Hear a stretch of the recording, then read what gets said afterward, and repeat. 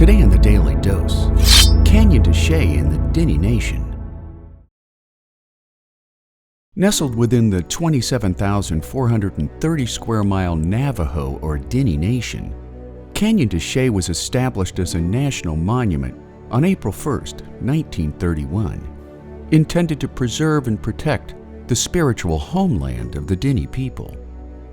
Comprised of three major canyons, Del Chelly, Del Muerto, and the Monument, the canyon's stunning features were cut by rivers that headwatered in the Chuska Mountains, just east of the national park.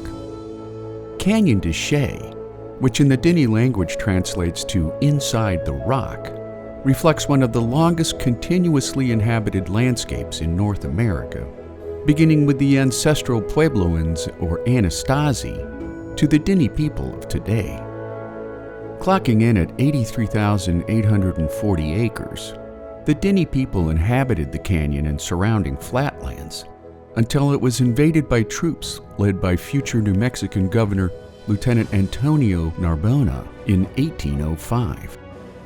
58 years later, Colonel Kit Carson sent troops through the canyon during the long and intermittent Indian Wars, destroying hogans or summer shelters before killing 23 Native Americans along with Dine crops and orchards, giving the Canyon del Muerto or Canyon of Death its name. The resulting demoralization of the Dine people led to their surrender and removal to Bosque Redondo in New Mexico. Owned entirely by the Navajo Tribal Trust of the Navajo Nation, Canyon de Chelly is the only National Park Service location that isn't owned and solely managed by the federal government. About 40 Dine families call the park home, and while access to the canyon floor is reserved for the Dine people only, visitors are allowed to transit the floor only if they're accompanied by a park ranger or an authorized Navajo guide.